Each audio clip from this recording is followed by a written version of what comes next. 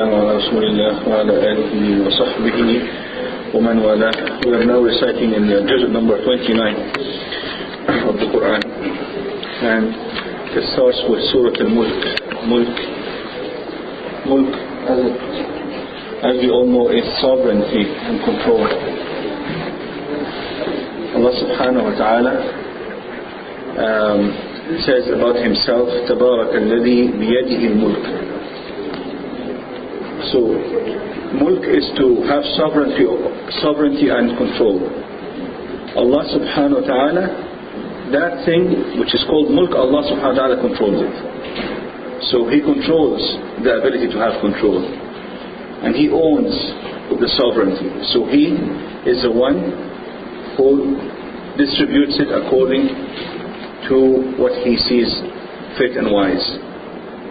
تبارك الذي بيده الملك. بيده means it's in His hands. وهو على كل شيء قدير. You can find a king or somebody who has control, but he can do some things and some things he cannot do. And that is obvious in our worldly life, that there are kings in this life, and we also control some things. But what we do not control is more than what we control. We think we have control, but if we look at our lives, we do not control our own self. You have to sleep when Allah subhanahu wa ta'ala says you have to sleep. You cannot prevent yourself from sleeping. When Allah subhanahu wa ta'ala makes you sick, you cannot say, no, I don't want to get sick. Your blood circulates in a certain way, you cannot make it circulate the other way. Everything is not really under your control. بيده الملك وهو على كل شيء قدير. But Allah subhanahu wa ta'ala, He is the king, He is the Malik, He controls, and He can do anything and everything. وهو على كل شيء, everything, قدير. He is able to do anything. Then Allah subhanahu wa ta'ala says, الذي خلق الموت والحياة ليبلوكم أيكم أحسن عملا. Allah has created life and death for the purpose of trialing and testing humanity, testing people. ليبلوكم أيكم أحسن عملا. Who is going to perform the best? Ahsan means the best. He did not say akthar. You know what the difference between ahsan and akthar? Ahsan means best. Akthar means most. We are not being tried to see who is going to do more, but we are being tried to see who is going to do best. And scholars define as best as akhlasuhu wa aswabuhu. That our actions have to be sincere to Allah, and they have to be according to Sunnah. This is the best. So if someone does more, but it is not sincere, not accepted. If someone does more and it's not according to Sunnah, not accepted. حتى يكون خالصا صوابا. Until it is according to Sunnah and sincere. That is, the two conditions have to come together. One is not enough. ليبلوكم أيكم أحسن عملا وهو العزيز الغفور. Look at this ending of this ayah, Al-Aziz Al-Ghafur. Aziz means that no one can say no to him. Aziz. No one can argue with him. Al-Aziz. Human beings don't have a choice to say, no, I don't want to be part of this tribe. I just want to live life and enjoy it. I want to live my life. I want to be out of this trial and just enjoy this life. And then I can die and not be resurrected. That's better for me. I choose this. It's not the choice of Allah's creation. Allah says, وَرَبُّكَ يَخْلُقُ مَا يَشَاءُ وَيَخْتَارُ مَا كَانَ لَهُمُ الْخِيَرُ. It is He, Allah, who creates and He chooses. مَا كَانَ لَهُمُ الْخِيَرُ. No one else has a choice. لَا يُسْأَلُ عَمَّا يَفْعَلُ وَهُمْ يُسْأَلُونَ. He is not to be asked for questions about what He does, and everyone else is. We have to submit to this. We have no choice otherwise. What is our choice? We have to submit to this. But once we submit, look at the other ending of the ayah, Al-Aziz Al-Ghafur.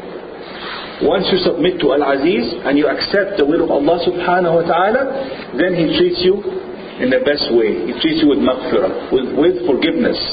Then when you make mistake, not out of arrogance, and not out of defiance, but out of weakness, then you find Al-Ghafur, Al-Aziz, Al-Ghafur. As long as we have submitted and accepted the will of Allah subhanahu wa ta'ala and His wisdom for this creation, فَاصْبِرْ لِحُكْمِ رَبِّكَ.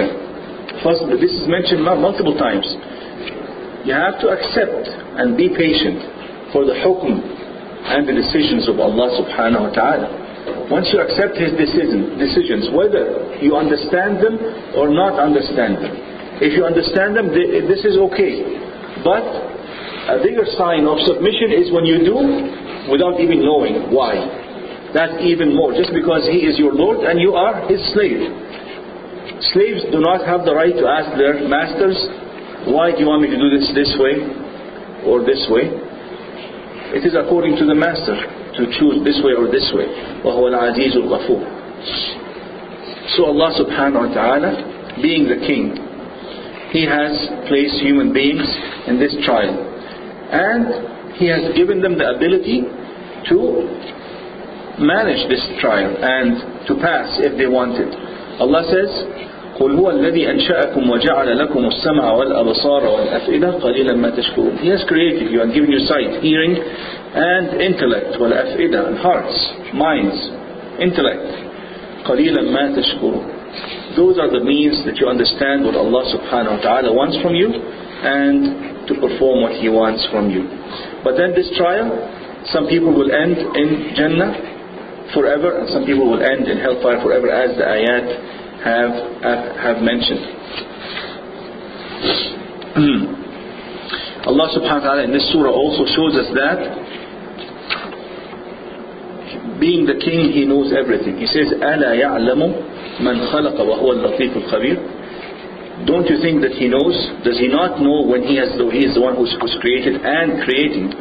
In every single moment, things are being created all over again. Things are being changed. Even your body does not stay the same. Every part of your body, your blood cells, they're being changed right now as I speak. Millions of them are dying and millions of them are being created. Just during the 5 minutes we are talking, millions of blood cells are dying. Millions of cells in your skin are dying. In your mucous membranes are dying. And Allah is creating you. In the heavens, you see the universe expanding all the time, and millions of new planets and millions of new stars are being formed. And the scholars of astronomy mention that as the universe expands in enormous speeds, unimaginable speeds, they have found that as it expands, new material is being formed. They call it the dark matter. So who is forming this new material as it expands? So they can see with their own eyes this thing being formed. It's being built in front of their own eyes and coming to existence from nothing. This dark matter. Allah subhanahu wa ta'ala controls this earth.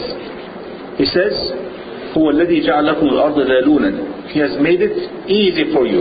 Dhalul is actually used for the animal.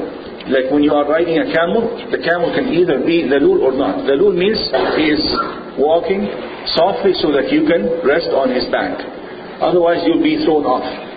This is the word dhalul.